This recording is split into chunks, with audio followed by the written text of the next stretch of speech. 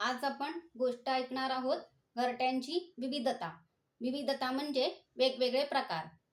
उन्हाळ्याच्या सुरुवातीला जंगल जसं रंगीबेरंगी फुलांनी भरून जातं, अनेक पक्ष्यांचे आवाज कानी पडतात, तसं आजी आणि नातवंडांच्या गोष्टींनाही उधाण आलं होतं. गोष्टीच्या निमित्ताने आजीनेही पक्ष्यांच्या घरट्यांची माहिती सांगायला सुरुवात केली. उन्हाळ्याच्या सुरुवातीला तांबट पक्षी तांब्याच्या भांड्यावर ठोके मारत असल्यासारखा टूक टूक असा आवाज करतो. या काळात याचा जास्त आवाज ऐकायला येतो.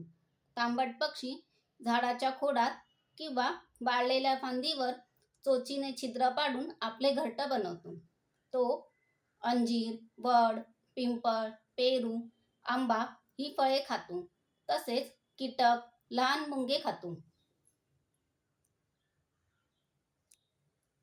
शिंपी पक्षाला तर घरट विणण्याच्या कलेमुळे कुशल वास्तुकार म्हणतात. झाडाची 2-3 पाने कोळ्याच्या जाळ्याने किंवा वनस्पतीच्या तंतूने शिवून त्यात कापूस आणि गवत वापरून पिशवीसारखं घरट तयार करतो.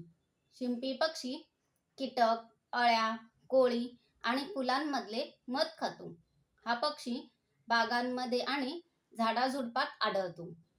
सुगरण पक्षी साप, सरडे यांसारख्या शत्रूंपासून पिल्लाचे रक्षण व्हावे म्हणून आपले घरटे काट्यांच्या झाडावर किंवा उंच ठिकाणी बांधतो.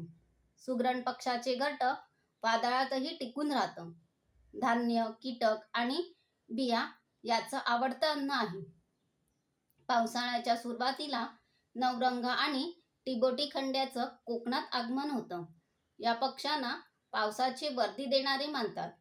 नवरंग पक्षी जास्त वेळ जमिनीवर किंवा झाडाच्या सावलीत कीटक शोधताना आढळतो. याच्या अंगावर नवरंग असल्याने याला नवरंग म्हणतात. या पक्ष्याचं घरट जमिनीपासून 5 मीटर उंचीवर असते. नवरंग पक्षी कीटक, पाली, गांडूळ, बिया खातो. तिबोटी खंड्याच्या अंगावर निळा, केशरी, पिवळा, गुलाबी, जांभळा रंग असल्यामुळे त्याला कोकणचा हिरा किंवा उडता इंद्रधनुष्य म्हणतात. तिबोटी खंड्या भुसभुशीत मातीच्या भिंतींमध्ये खड्डा करून आपले घरट बनवतो. तो मासे, कीटक, बेडूक, खेकडे खातो.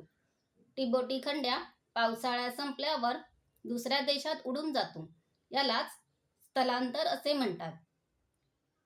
पक्ष्यांमुळे फळांच्या, फुलांच्या बिया एका ठिकाणाहून दुसऱ्या ठिकाणी जाऊन नवीन झाडे उगवतात.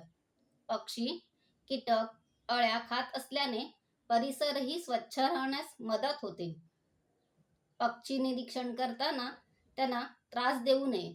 पक्षी संवर्धन करणे ही आपली जबाबदारी आहे, असे आजींनी नातवंडांना समजावून सांगितले. अशा प्रकारे मुलांनाही घरट्याचे विविध प्रकार माहीत झाले.